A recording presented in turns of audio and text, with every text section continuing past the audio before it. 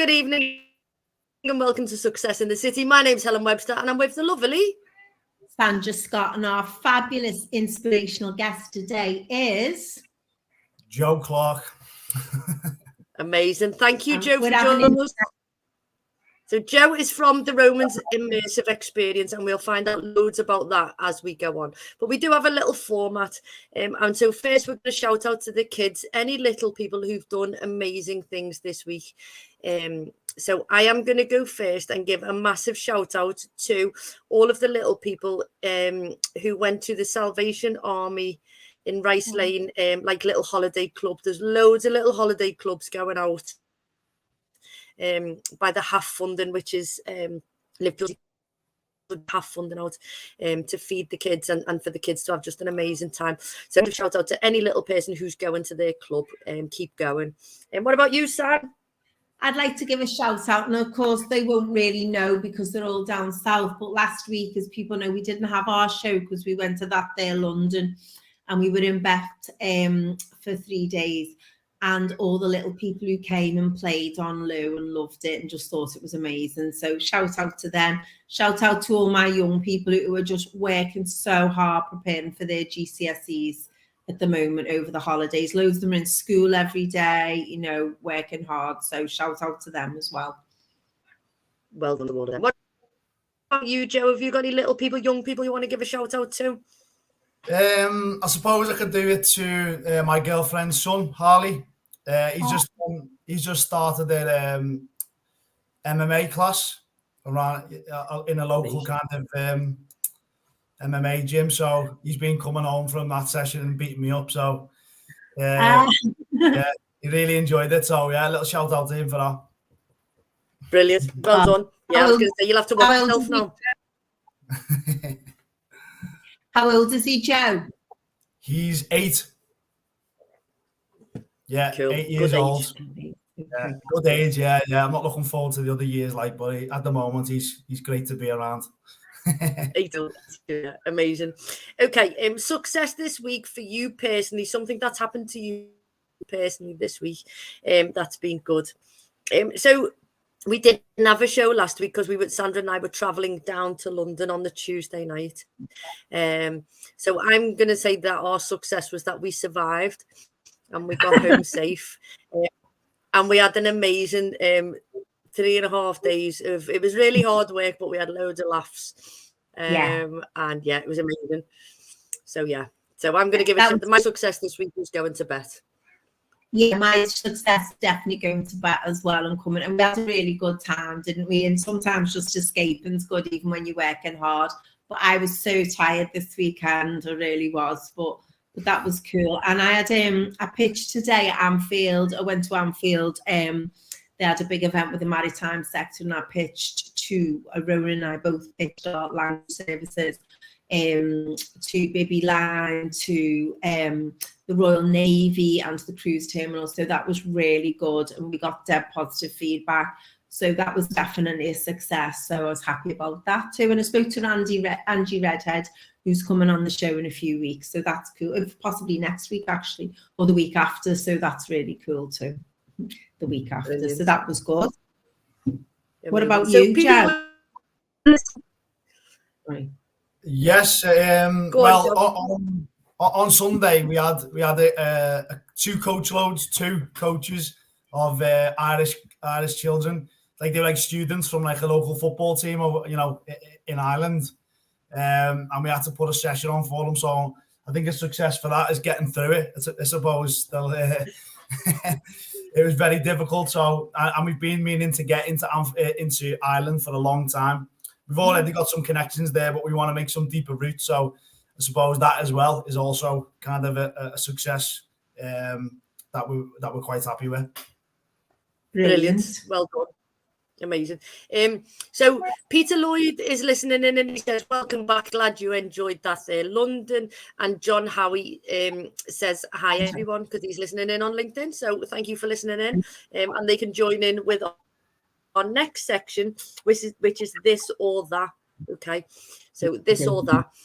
So before we start, I know that the internet connection's been a bit strange, and I'm blurry to Sandra, and Sandra's blurry to me. So if anybody's watching and one of us is blurry, or and there's a slight delay, I know that there's been problems with the internet today.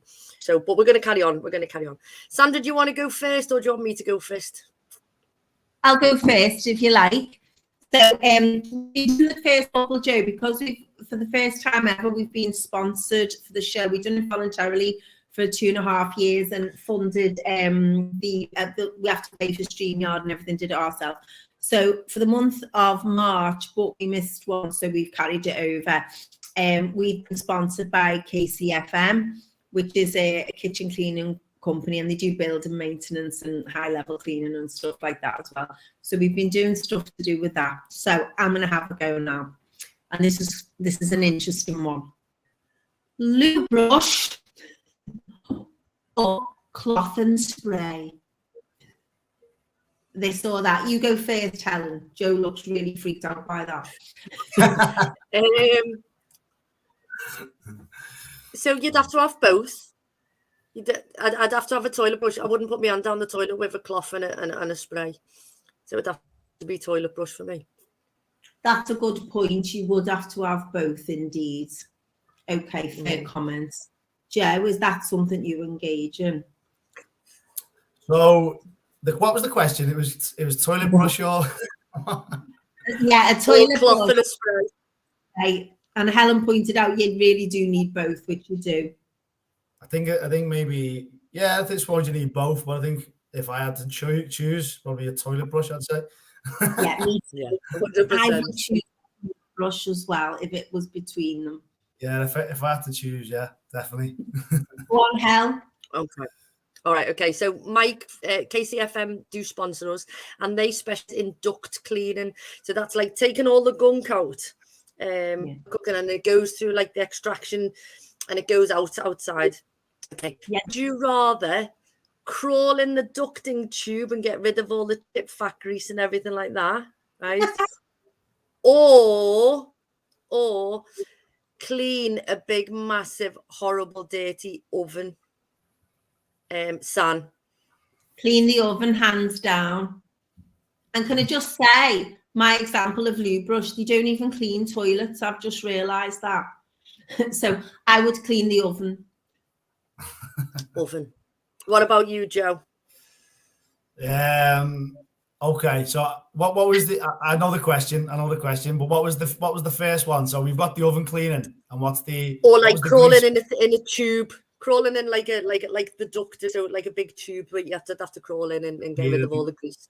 Yeah, I think I'd have to go with the oven. I don't like that's kind of one of the things I don't really like is kind of confined spaces. So that on top of grease all over me, I think I'd have to I'd give that one a miss and go with the oven cleaning, I think. Yeah, I think I'd go oven clean as well. But if it's not cleaned, if your ducting's not cleaned and you haven't got the certification, your insurance is invalid. That was the first thing I learned from Casey. You won't pay it out on your insurance. That was just a little tip for you pay someone else to do it then. Yeah, definitely. So KCFM could come. There we go. Yeah, that's brilliant. That's okay, so you're on the train. Okay, these we did these online last week. Okay, you're on the train. Would you rather travel facing forward or travel facing backwards but with a table? Joe. Travel facing forward or traveling backwards with a table? I think I'd go with it. I think I'd go with the table one. I think, yeah. Going backwards. What about What about you, Sam? Yeah, definitely a table for me as well because it's dead nice. That was the real popular. That was a popular thing, wasn't it? So I like to face forward. I can't travel backwards. It makes me feel sick. And we'd booked a forward facing with a table. And when we got there, we had the table, but we were facing backwards. But I was all right. I did okay. I did all right. So, but for me, it'd be facing forward. Yeah, facing forward. Sandra's just disappeared somewhere. So I'm going to do my next this and that. Let's join in a minute. All right, okay. Okay. When you're traveling on the train, would you rather have like a bag of crisps to snack on or chocolate buttons to snack on? Oh, Joe. Me, okay. I'd say crisp. Yeah, I'm not really a chocolate guy, to be fair. Crisps are my go-to snack, so I'd go with crisps. Perfect. What about you, San? okay, so for a snack, I'd rather have crisps, I suppose. But you know, we did have both, didn't we? Let's face it. Yes, you did. Yes, you did. Which is why I'm on a diet now. We had strawberry daiquiri, didn't we? And Lovely. and We love and chocolate ourselves. buttons and everything. We were just like, go on, San, you're next this other. Okay, so does it have to be from our chip, Helen, that we did? Because No. I've got some about Joe and what Joe does. No, be from anything. Be from anything. I'm just checking. So, Joe, in your venture, would you rather do a gladiator task Yeah. or where you direct one-to-one combat, say, or would you rather do something where you've got to find things out and search for things as a task? Combat, 100%. Yeah. I knew you were going to say that. Yeah, it's much more exciting, I think. Much more action-packed and very similar to what we do already. So Brilliant. What about you, I'm Hel? going to go action-packed as well. Physical. I'm What gonna about go you, Sam? Clues, hands down. And I used to love doing like treasure hunts for the kids when I was a teacher, you know, like in Spanish and that, and I'd have them following the directions. I love all of that. Anything with clues. So definitely Brilliant. not the combat. don't fancy your Okay. chances in combat, I don't know. Although I'd like to do those jousting things you see with the big sticks where you push people off. I think they look dead good. Okay, we'll go. Okay, so Joe, would you rather teach a group of adults or a group of children? Oh, I mean, I used to do a lot of. I first started a business with a kids party, so I've got a lot of experience with children. So, it was the mums that were hard to deal with, not the children. Yeah, definitely. I'd probably say adults. Yeah, I'd say adults. A bit more chilled out. Yeah. What about you, Sam? My kid though. I don't mind. As you know, I work with all different age groups and things. I taught adults originally, then I taught kids. I don't mind. And I teach both now, so I just don't mind at all. That's really hard for me to choose. I'm sorry. In a big group, though, Sam, not one in a big group. In a big group, adults, and also you can say anything in front of adults. You have to watch your speech constantly in front of kids and what you joke about. So in a group, adults. What about you? 100% kids. 100% kids. And 7, 8, 9 is like my favourite age to teach. They're just like the bestest little ones. Little ones are the best. Oh. Yeah. Okay, San, do you want to introduce Joe? Because Joe is your guest. Oh, and Jan Railton says, hi, girls. So hello to Jan. Go on, San. Yeah. So I'm absolutely delighted to have Joe on the show today. And I've wanted to have him for a very long time because I met Joe quite a few years ago when you came and did some Spanish, didn't you? And you had this idea so long ago. And this was an idea you spoke about. And I was like, wow, you know, and now roll forward how many years and you've just won Independent Tourist Attraction of the Year for the Northwest. Oh, the internet's having a laugh with us tonight. You know, it's an incredible achievement. So we'd love to hear, I'm sure everyone else would, about your journey, how you've come to do what you want to do, how you got the idea for it, and, you know, what about winning the award, etc., and moving forward for the future. Yeah, so it's basically your turn to speak to us really for about a good 35-40 minutes about your journey and the Romans. Okay, so well, have you before I kind of done the Romans, I set up a company which was bubble football.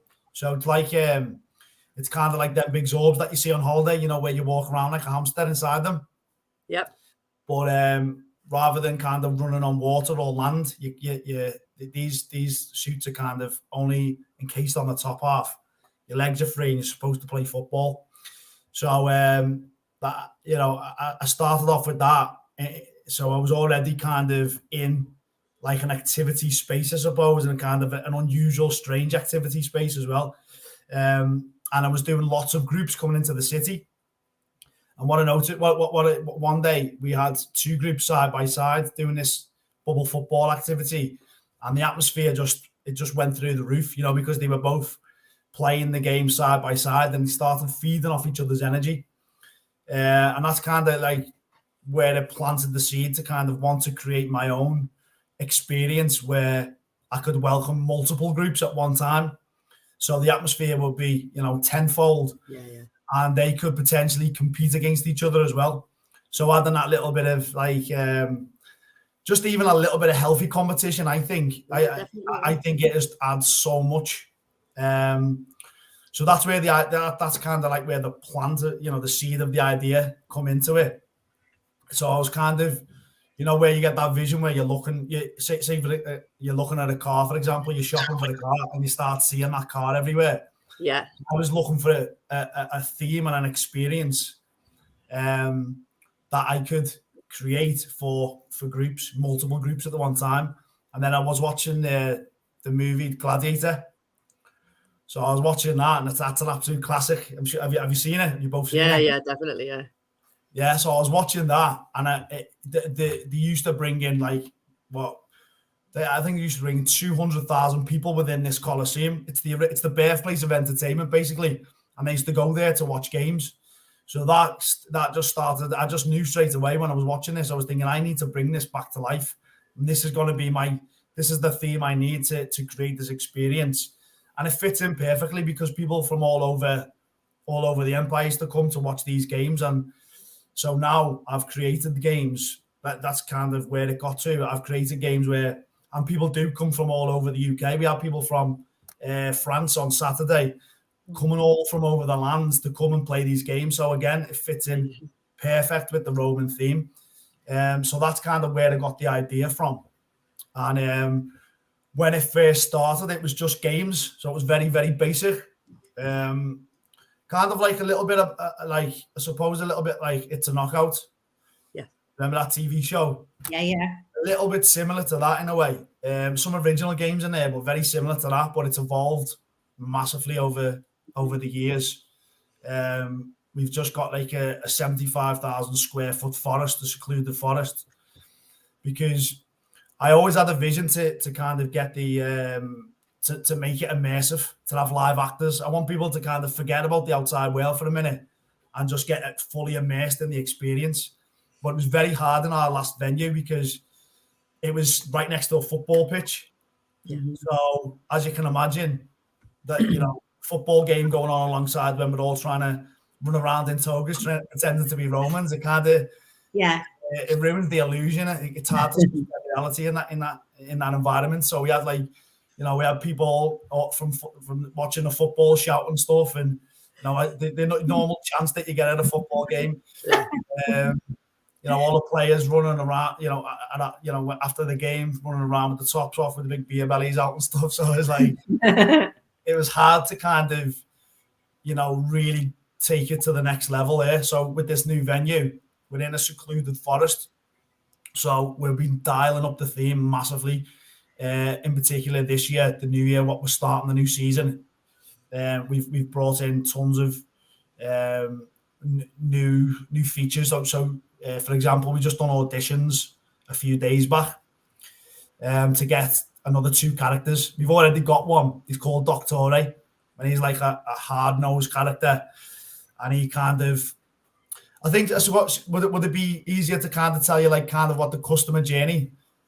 Yeah, I think so. Tell us where it is. Tell us where the secluded place. Yeah, so it's a secret place. It's secret, so we don't give out. That's kind of woven into the story.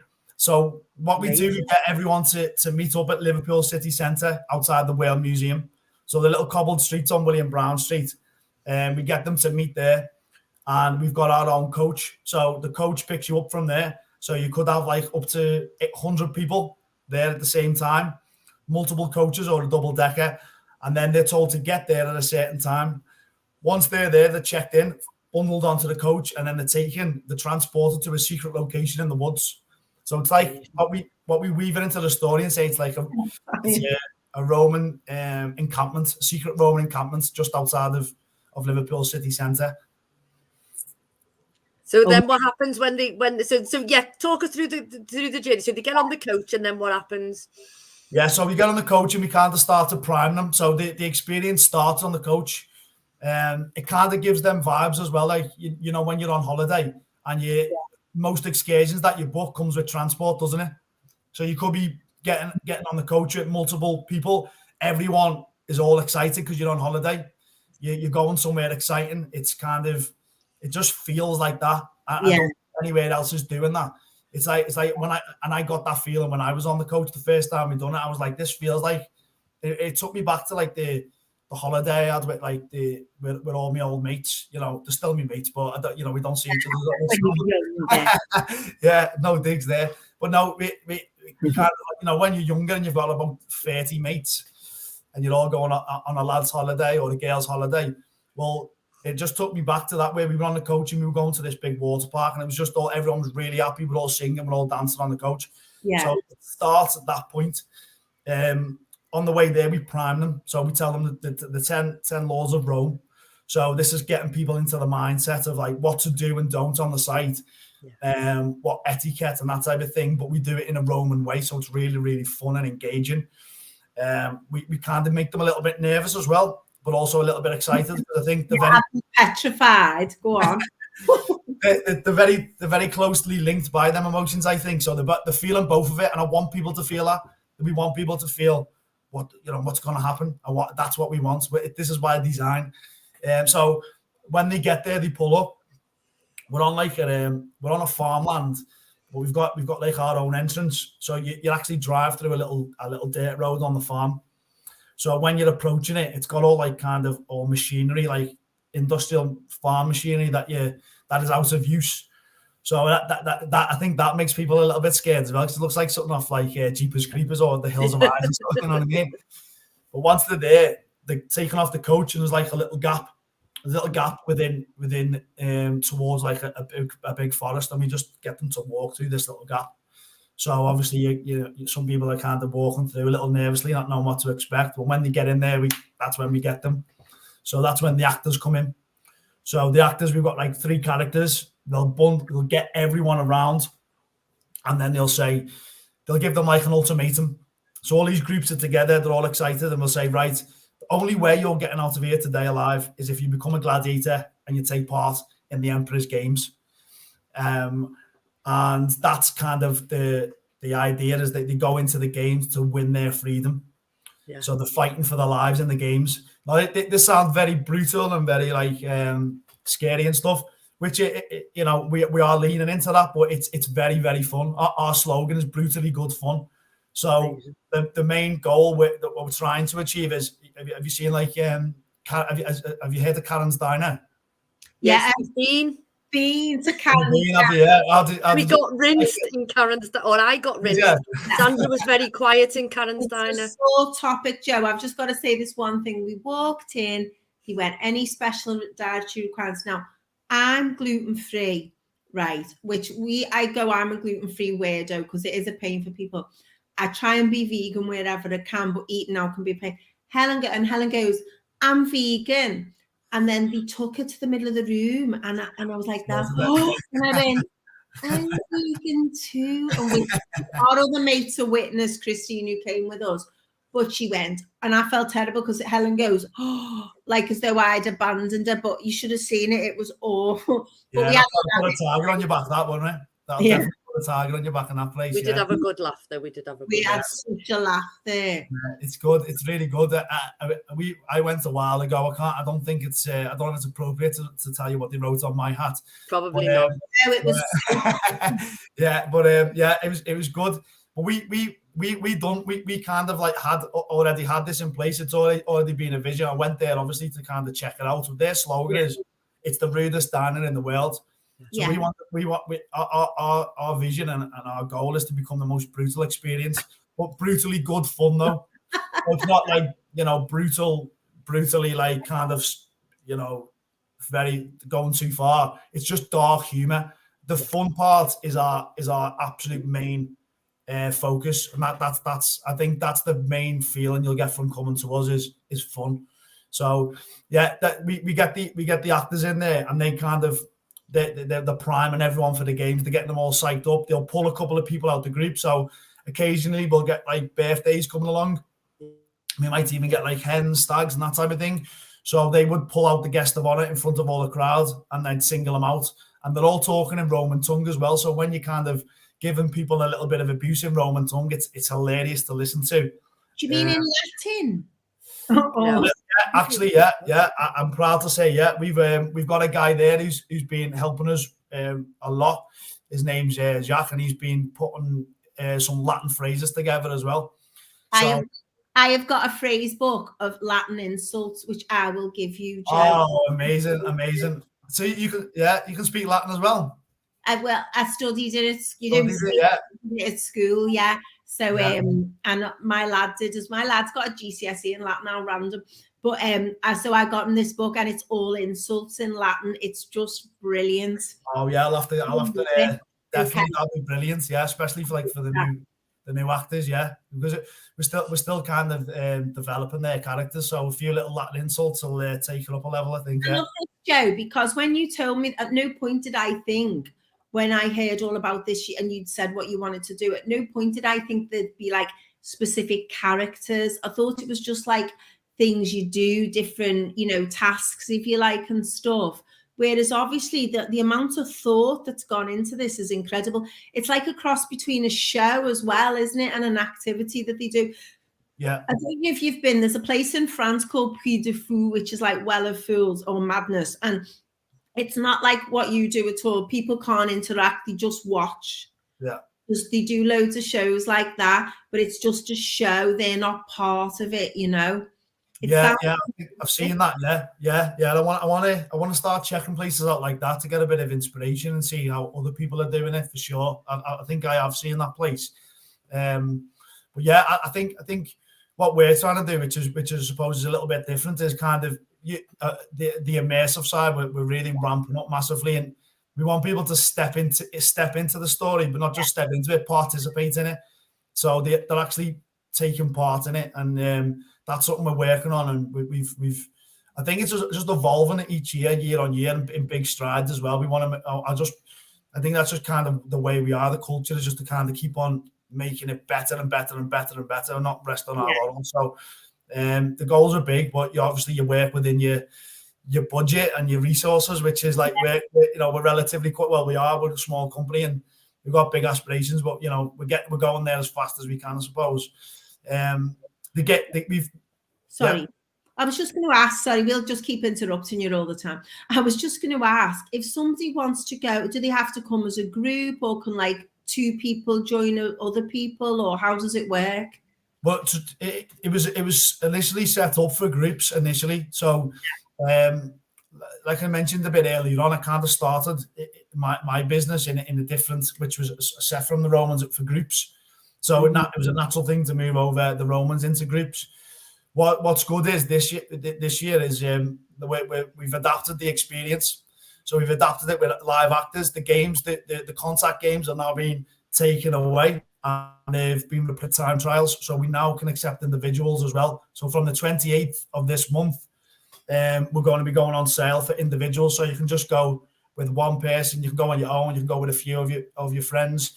So it's kind of like a fun thing to do now for people of Liverpool. I think people of Liverpool haven't been able to really try it out because 95% of our customers are from outside of Liverpool, in the UK, and a little bit in Europe. So we're opening up the floor to Liverpool now, and it's really exciting. So from the 28th. I was going to say, we'll put the link on, Joe. We'll put the link on so people can sign up if they want, and they can take a look, because there'll be loads of people now want to have a look at the website and find out. I'm sorry because my internet went off before. I apologize if you've already said it. What is your website? Yeah, so it's The Romans, an easy one, theromans.co.uk.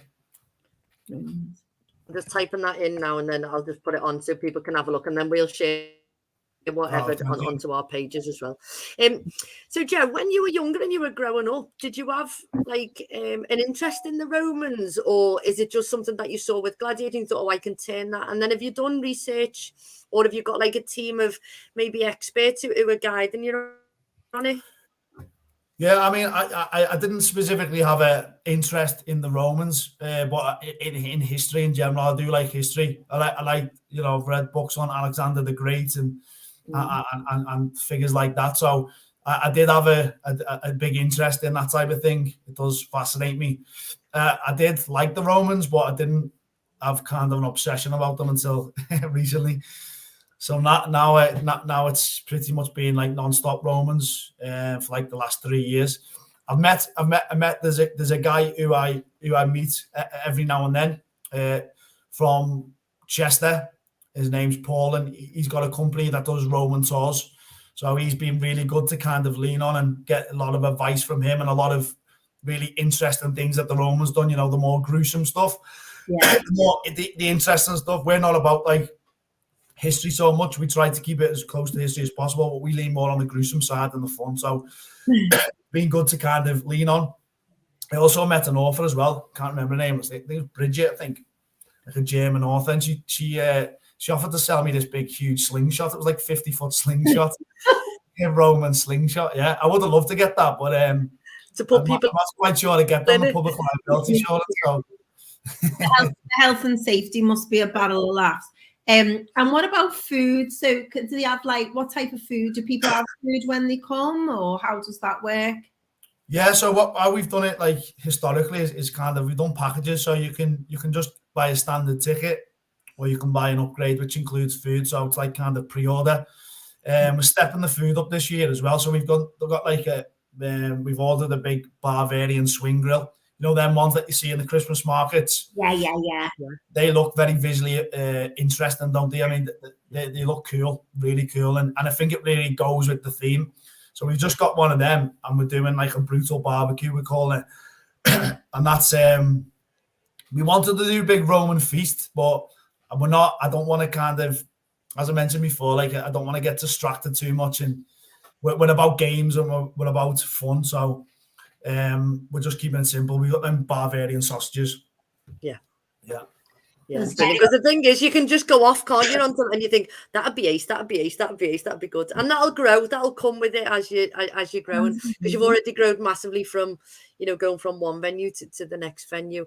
And I think when people can book individually, it'll go to another level, because it's opening the market up to so many more people, isn't it? You get people who come like for stag do's and things like that then, or 18th, or yeah, we get stags, we get hens. It's very popular with them, as you can imagine. I think a lot of people think about hen and stags like a stereotypical way. So like guys running around in a Borat costume or with a blow-up doll, something like that, and a mankini. Yeah, mankini. That's the way. That's it. Yeah. So people think about them, but it's just not like that. I mean, it might be like that in the nighttime, but we get them in the day, so they're all high spirits. They're all excited. They're all looking forward to it, and they're all really good to be around. We love doing them type of events. We do a lot of birthdays as well. Team building, something we're going to get into this year massively, because it just works really well for team building. And I know it does because I've got the proof, because basically I've had like 3 or 4 staff who stayed with me now for like 2 or 3 years. Considering we're a seasonal business and it's only predominantly weekends at the moment, that's quite good to retain them. And just how fun the job is. But I had another 3 start with me last year because we got busier and I needed more staff for the weekend. So I wanted to kind of integrate them together. So I thought to myself, I'm just going to go on a gamble, roll the dice and just throw them into the games against each other. They didn't even know each other. So they were going through the games. Some of them were, jousting each other, jousting stranger, and these big inflate, big. Yeah, that's the one I want to do. The jousting, I'd do that. Sitting on the pole and jousting people off. So that was interesting. But what was good about that they'd been in about 3 games, and they were just rolling around on the floor, laughing their heads off. Like they'd known each other for years. It just completely broke the ice, and the barriers come down. You're seeing people in a really unusual environment and playing really very unusual games that they've never played before. Yeah, which is amazing. It just loosens people up and opens up the up. And the next week, once we started, it was like they'd been there for years. So team building is definitely something we're getting into this year for sure. And Joe, and it's great that they've experienced it, isn't it? Sorry, Sam, they've experienced it themselves. So I think once you've experienced it, it's very easy then to explain it and see the benefits of it. Of course. 100%. And did he wear a costume, Joe? What did he wear? Yeah, so they have to wear a toga. So we've got these. Everyone wears a toga to work. So it's got like a nice it's like a nice purple royalty one. Ooh. Like a maroony one, and it's got our logo and stuff. But all our staff are all immersed in the theme. Also, the actors we've got a costume for our main guy, Doctor, and it's a big, huge. It's like a fake fur jacket. It looks, and he's a big guy as well, so it looks really intimidating when he's walking around in it. And we're getting even more costumes for the actors. So I'm trying to get. When the people come to participate, the clients, what do they wear? They also wear togas. So as part of your ticket, you get obviously you get the return transfers from the city centre. You get the games, live actors, the immersive experience, and also you get toga hired as well. I bet they love it. Yeah, brilliant. You get right into it. It's crazy because obviously you're in the secluded woods, so you can really forget about what's going on outside. You've got no distractions, so people do get into it a lot. Yeah. How do when you're getting your actors to come and audition? How do you reach out to get actors? Where did they come from? So we just used we signed up to a lot of Facebook groups that for performers and actors and that type of thing, and we just started posting away in there. I think that was all we did, actually. Put on social media and stuff, and then we done an audition day. The audition, so we had around 20 people that we got through on that in a 2-hour period, and then we just give them a little loose script to go on. Yeah. And then what was different about you need to be a certain type of person to do the immersive side of things, because if you're an actor and you just perform to a camera, no one's talking back and the lines are predetermined. You give them a loose script and a guideline to go towards, but they're interacting with the crowd, so the crowd might come back with something. They need to be ready to go with something really funny to say back. They need to be so sharp and witty. So what also we done in the auditions, I would probably play the part of a birthday boy or stag, or and then I was going back to them, and we were pretending to engage it in what it would be like on the day type of thing. Yeah. That'd be brilliant. That'd be a dead good audition, that would, just to actually be auditioning somebody, just to live in that world. I felt like Simon Carlo was sitting on this little chair, just like I was on Britain's Got Talent or something, you know what I mean? It's true though, because you want it to be a proper experience, but it's customer service at the same time, isn't it? So it is a massive balance, as you say, and you've got to know how far you can go. Exactly. And where you can't cross the line as well. Yeah, that's it. It's you've got to be able to kind of read the room, haven't you, and engage. Yeah. That's a skill in itself. Joe, at the moment, is it just over 18s? At the moment, it's just over 18s, yeah. So it's over 18s. We wanted to do a couple of spin-offs called Mini Romans for kids. Yeah. But again, it's just we've got limited resources and limited time, so that's something we might look to do in the future. But right now, I think we're focused on the pivot into individuals and team building for this year. Yeah, because there's loads of scope, but as Helen says, and we know we're both in business, you've got to do a bit and then build, so till everything's solid, and then your foundations are solid and you build on it. But there's just so much scope there. It's hard to rein yourself in sometimes. I'm like that as well. I'll just you know, I'm trying to like stop being impulsive. That's one of my weaknesses. So I'm just like, we're with stuff. Yeah, yeah. Just time for this year. I want to do this. I want to do this. Yeah, and then just you end up just not doing. You end up like stretching yourself too thin. So I'm trying to be disciplined. And Uncle Ron's commented there. He's seen what he's put. Uncle Ron's put, love to be Nero. Thumbs up. Down. He's definitely a thumbs up. This sounds such good fun. Have all your mates been on it, Joe? Have they all had a go? All your friends?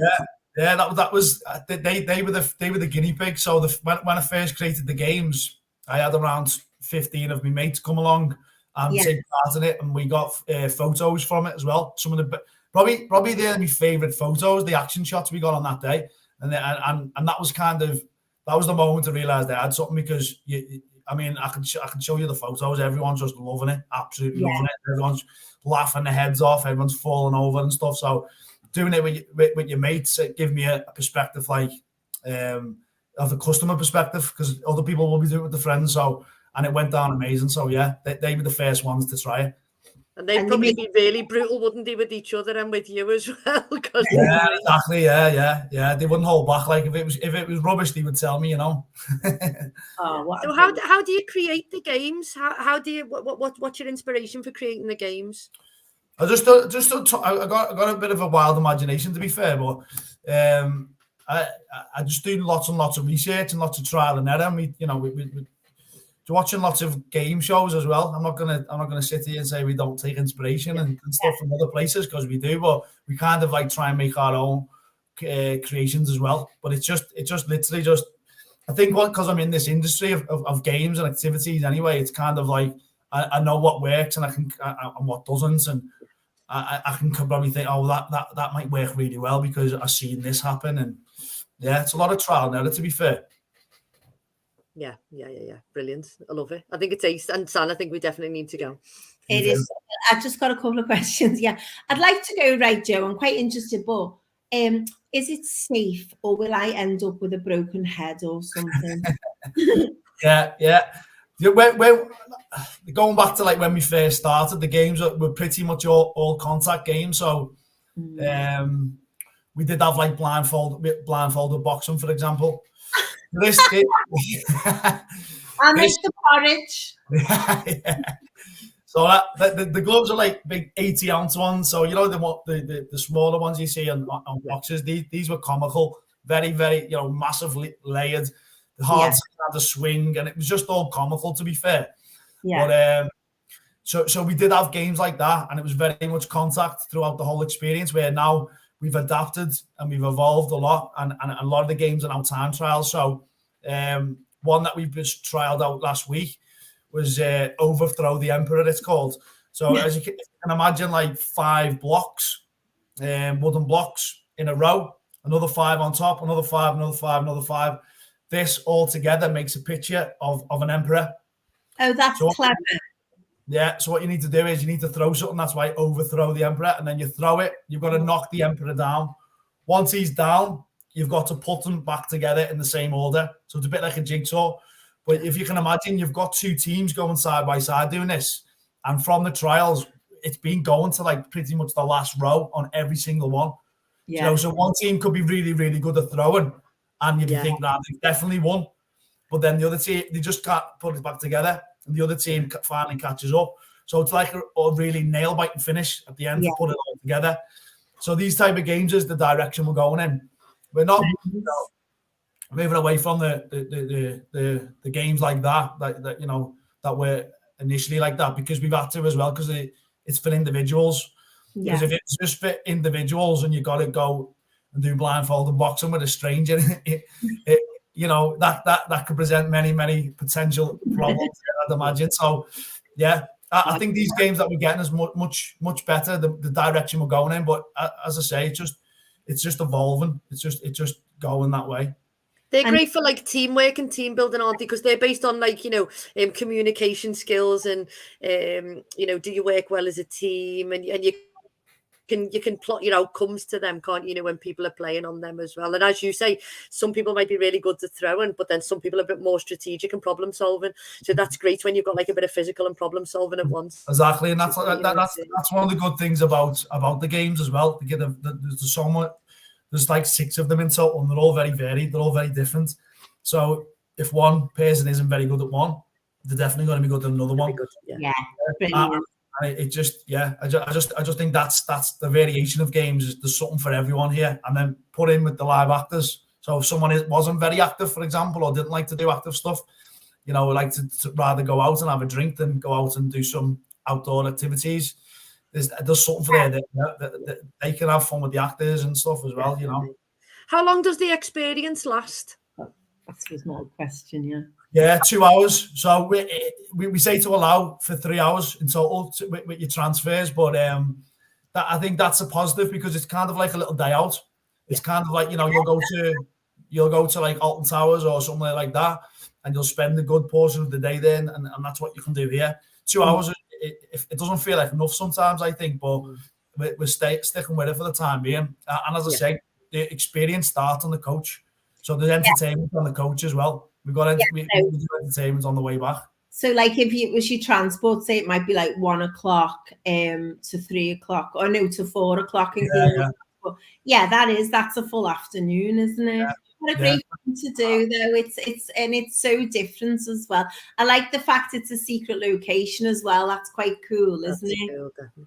So, how did you win the award, Joe? How were you nominated, and how did the award come about?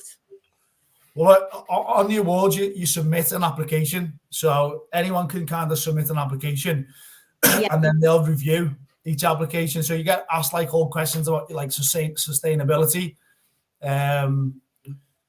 This was based around tourism. So what work you do with people, inbound tourism, people coming into the city, and we do tons of that. I mean, 95% of our business is that. It won't be soon. I want loads of people from Liverpool and the surrounding areas to get involved. So it was just about tourism. So we just had to kind of answer a lot of different questions, and they went off to the judges to get reviewed, and we were one of the finalists. So we knew we were in the final going to the event, but they don't tell you if you're going to win. No, amazing. You find out on the night, and you're not sure. I'd never been before as well, so I didn't know whether I had to get up and do a speech or whatever. You know what I mean? So, and did you have to get up and do a speech? No, you just get your award, but I didn't know that. So some people might be sitting there like with a speech ready and not win. Do you know what I mean? I saw the picture, Joe, and you had your photo taken with John. Was it sponsored by Bolland and Lowe? It was, yeah. So I used to live with John Lowe in there. Yeah, I stayed with him and Sean in his house, and he presented the award. So I saw the photo and I laughed and I thought, oh, how cool is that? He'd have loved the idea of that, John. He did. He did say that at the end there. Yeah, he's nice. Yeah, how fantastic. Oh, it's so we'll definitely have to go. Definitely have to go and experience it. I think it'd be dead cool. I think it'd be really cool. Yeah, and meet everybody. It'd be amazing. Yeah. What a great thing. So, what was the award? What was the title of the award? We were up for 2, so we made the final in Experience of the Year and Independent Tourism Business of the Year. We won the Independent Tourism Business of the Year. So that was like, I think what they said was it was because it was about sustainability and providing an excellent kind of service, because we're number 1 on TripAdvisor for fun and games in Liverpool. And that contributed a lot to the win as well. Like they do a lot of research into what other people are saying, rather than, because I could sit here all day and tell you how amazing we are, but I think it's a bit more authentic going to the horse's mouth. I think it's more authentic that it's people not from Liverpool as well, so it's not your mates. Yes. Claire Ellis has just said, I love the idea of the Romans, so excited to try it soon. Definitely, Claire, there's loads of us who should go. Definitely. I think we might do a little road trip. Yeah, I think that would be cool. Nice idea, though. I'm so excited. Well done, Joe, and thanks for giving your time. We still got a little bit more to go through, but I think it's super interesting. I think it'd be amazing for people to go, and I think we'll share the link when you can book, and let everybody support. Because I think from opening it up to the wider audience of Liverpool will then enable you to then be able to like do the other things that you want to do, like the kids experience and the corporate. Yeah, 100%. But yes, if anybody wants to get in touch with Joe, they can either go through his website or we can pass details on and things like that. Amazing, I love it, and yeah, we'll definitely have to go. So we have red face Joe, something slightly embarrassing that's happened. That people can laugh along with, a little bit like you're brutal, but probably not as brutal. But we want people to laugh along with you, not at you. So it's the same sort of thing. I'm sure you've got loads from the Romans experience, or have you got any yourself that you want to share with us? Probably, I thought it was a bit morbid, but I went to a funeral once, and I left the tags on the jacket. Oh yeah, I'd do that. Yeah. Did you take your jacket back after when you finished? I did, yeah.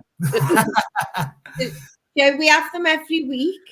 So we have one every week. Am I allowed to tell mine? Hell, what happened last week? Andrew's got, you can tell the second one, not the first one. I can't remember the first. Is the second one what I took by accident? Yeah. So, I've forgotten the first one. The first one was in Nando's. Yeah, we can't share that one. So basically, but last week, so we went to bed, and I have an inhaler, which I don't go on about. It's just there if I need it, because every now and then I'll have, when I laugh loads, I might have a big coughing fit and then I have to use it or something. So I just took it down with me just in case. It was in my handbag. And then, but when I got back to the hotel, I said, Helen, I've got 2 inhalers here and I only have 1. Because we had like a cupboard. So we were with some other people on the stand who'd come over from Belgium and Quebec and Canada. And I thought, oh, my inhaler's fallen out of my handbag, and I put it in my handbag. But I'd actually took someone else's. And then I was like that. Oh. So I didn't want to phone up. So when we went back the next day, I just took out my handbag and lashed it at the back of the cupboard, because we left at lunchtime on the Friday. They have to take all the stand down and everything, all the physical stuff. So I thought, he'll find it in the cupboard. I was just absolutely devastated. But the worst thing was, I think I knew who it was. And I said, oh, did you have a nice evening last night? He said, oh, eventually. Oh, well, I'm all right now. And I thought, oh, what's happened? It was just terrible. So I did a really bad thing and I didn't own up at all. So that was just last week's red face. Every week I have one, Joe, but sometimes I just can't share them because they're obscene. Yeah. The other one was a belter, but yeah, we definitely can't. What about you? That's terrible, Sabine. Bernie's put, that's terrible. It was hilarious, Ben. It was hilarious when she went, ooh, like that. I was in hysterics. I'm mortified, Bernadette. You're absolutely right. I know. I don't know whether, because we didn't have a show last week, I think the week before I was going to meet 2 young lads in Starbucks to talk about the Saudi opportunity, which is at the end of the month.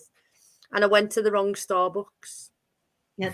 And I was like, so they'd waited for ages. And then I was like, I walked in and I was like looking around, like trying to be dead inconspicuous, and no one was smiling at me. And I thought, that's a bit weird, isn't it? And I said to the girl, I said, I'm meeting somebody. And she went, oh, you know, there is another Starbucks down the road. I was like, is that on a traffic island? She went, yeah. I was like, oh, right, okay. So I had to then drive. And the poor lads had been waiting for like an hour for me because I was in the wrong place. But never mind. Yeah, it wasn't too bad. Hilarious. I know. But we had lots and lots of laughs in London. I'm sure there must have been a few more red face moments, but it sort of becomes our life, doesn't it? So we don't think of them as being red faces. But are we going to do a shout out to the grown-ups? Any grown-ups who've done amazing things? I'm going to go first.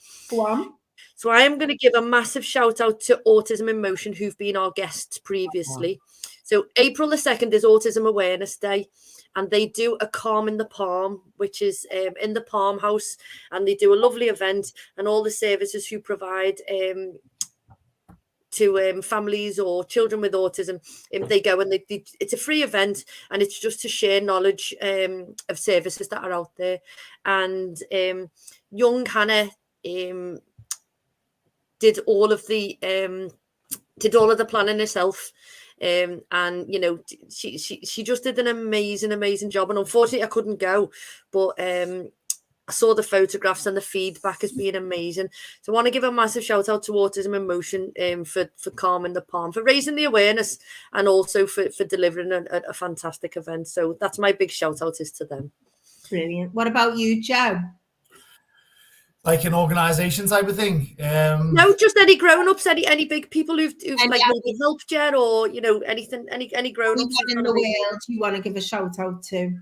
I'll probably give a shout out to Hannah then. She's been managing the Romans for me and some of my other companies. So we've had a manic few weeks. We reopened in April for groups. Obviously we open in May for ticket individuals, but it's the start of the season. It's always pretty crazy. We've had a lot of work throughout the week as well. So just keeping everything organised as women do. Brilliant. I'm terrible at it. So yeah, little shout out to Hannah.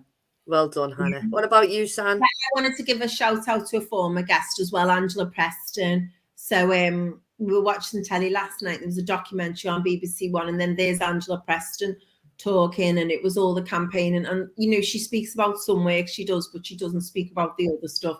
And she'd done a lot of voluntary stuff in the area where she originates from, to make sure that kids didn't get involved in drugs and things. And she spoke about her own experiences with one of her boys, and excuse me, and she was open and frank, and it was really powerful what she did. And it was just like, this show is all about ordinary people doing extraordinary things to inspire others, and that is massively what she did.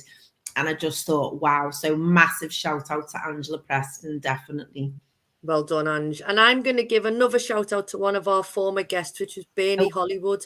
And he rode across the Atlantic, and he arrived, was it Saturday, Sunday? I have shared him to be on your own for that a long time, and it was 1 million strokes. He did 1 million strokes of the oars, and there was a few little things that he had, and once he's enjoyed this time with his family and come back to we're going to get him back on the show.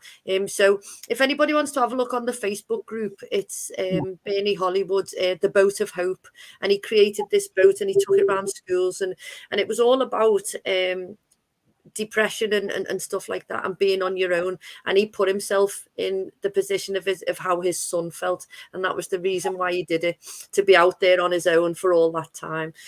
So phenomenal achievements. And he's 63, and it capsized twice in the Atlantic. Nightmare. So amazing. That was so incredible, wasn't it? Again. And he only started rowing about 4 or 5 years ago. I thought he'd been a rower all his life, and it wasn't. So phenomenal to him there. Yeah. Amazing. And what you're reading at the moment, what's your podcast? What's your inspiration? San, do you want to go? Yeah, well, I've just downloaded on Audible when the new credit came in Sunday, is Shoe Dog, the one that you recommended to me. Yeah, so that's me one at the moment. I haven't got into it yet. I've been working flat out this week, but I'm going to have a good listen to that on Audible. Yeah. Get your tissues.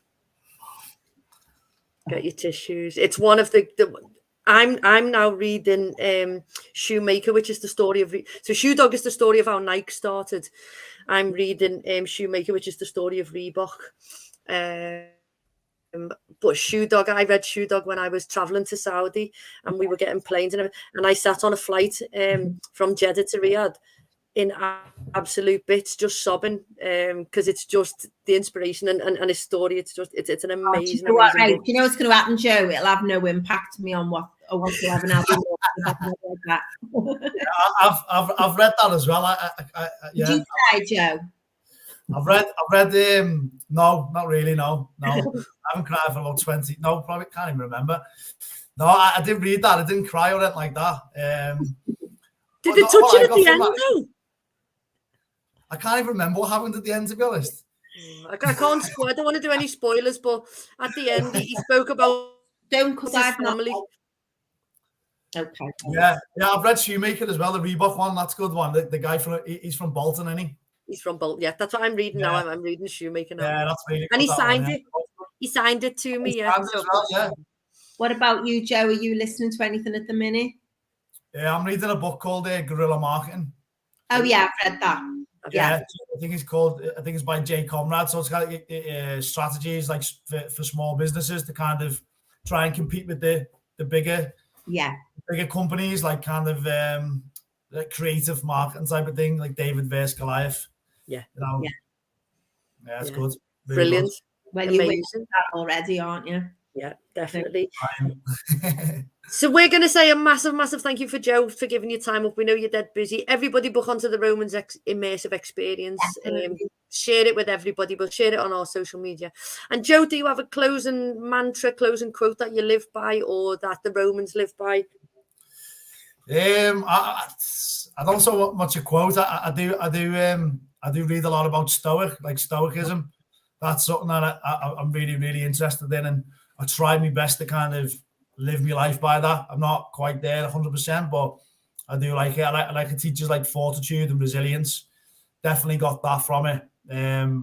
One quote is good, which it's like Marcus Aurelius, I think it was, and he said, it's not like a big prophetic one. He just said, if it's endurable, endure it and stop complaining.